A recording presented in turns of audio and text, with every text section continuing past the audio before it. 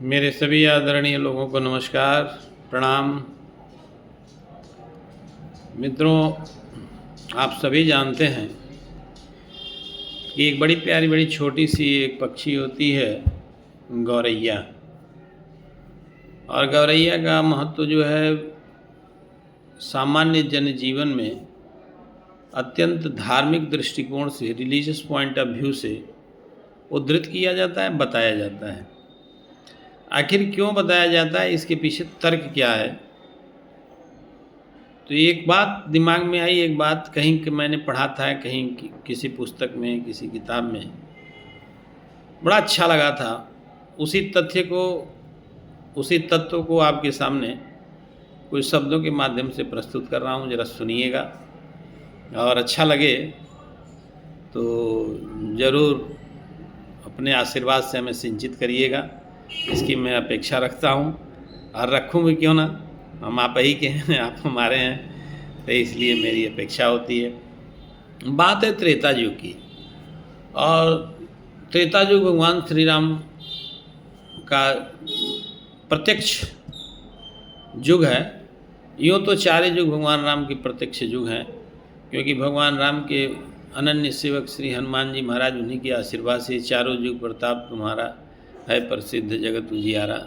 तो यदि भगवान श्री राम के स्मरण को आना है तो हनुमान जी का स्मरण आते ही जो है वो भगवान राम का स्मरण आ ही जाता है, बरबस अनायास।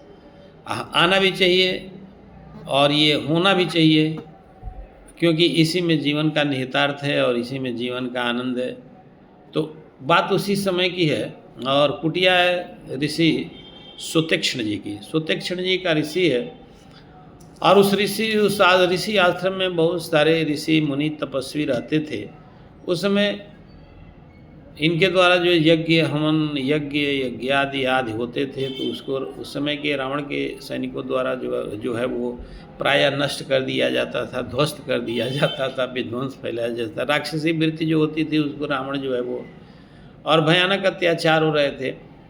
ऋषियों को मार देते थे, उनकी हड्डियों का ढेर लगा देते थे, हवन जो है ध्वस्त कर देते थे, मतलब कहीं होने नहीं देते थे। धर्म की आवृत्ति को, धर्म के कार्य को संचालित करने के लिए बड़ा संकट हुआ करता था और होने नहीं देते। एक दिन जो है सुतीक्ष्ण जी के कुटी में, आश्रम में, उसके सैनिकों ने, रावण के सैनिकों ने जो है आग लगा दिया, और उसमें तमाम लोग रहते थे, ऋषि मुनि, हाहाकार मच गया। सभी लोगों ने उसे बुझाने का प्रयास किया।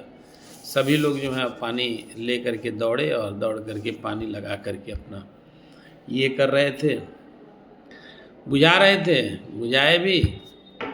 लेकिन बुझाने के दरमियान कुटी जल रही थी, उसी कुटी के भीतर जो है गौरैया ने अपना घर बनाया था, छोटा सा घर बनाया था। गौरैया भी देखी कि ये जल रहा है घर, तो उसने जो है वो उसको जो है बुझाने के लिए उसने क्या किया कि अपना सब लोग पानी लेकर के दौड़े थे अपने अपने माध्यम से, अपने अपने बर्तन से। गौरैया भी अपनी चोंच से, छोटी चोंच से पानी लेकर के और उसमें जो है वो जलती हुई कुटी में डाल रही थी।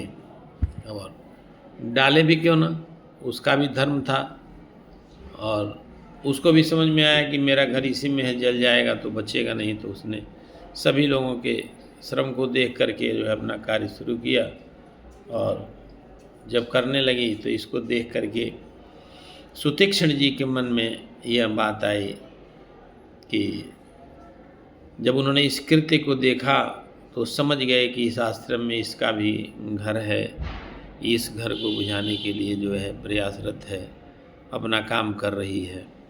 तो वो सुतीक्ष्ण जी जो है मन ही मन बड़े गदगद हुए, और तब जबकि घर तो जल करके खाक हो गया था, लेकिन विचार करने लगे। इस पक्षी को भी ज्ञान है कि केवल ऋषि मुनियों का आश्रम नहीं जल रहा है, आश्रम मेरा घर भी जल रहा है, और ऋषि मुनि का आश्रम जलना नहीं चाहिए। तो इस पक्षी का नाम, उन्होंने कहा कि इस पक्षी का नाम आग लगाने वालों में नहीं बल्कि आग बुझाने वाले जीव के रूप में लिखा जाएगा, और यह स्वर्ग का अधिकारी होगा।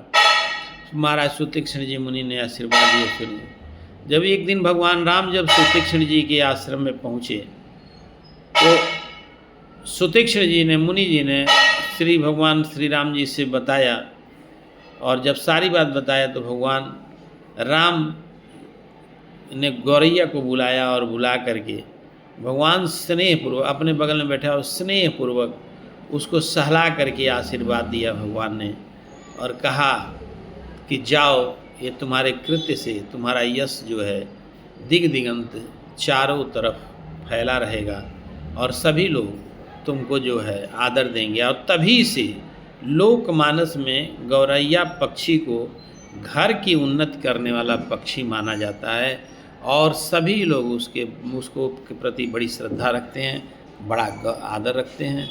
ये गौरैया पक्षी का बयान है और ये उसके प्रति लोगों का धार्मिक अनुष्ठान और धार्मिक क्रियाकलाप है। जय श्री राम।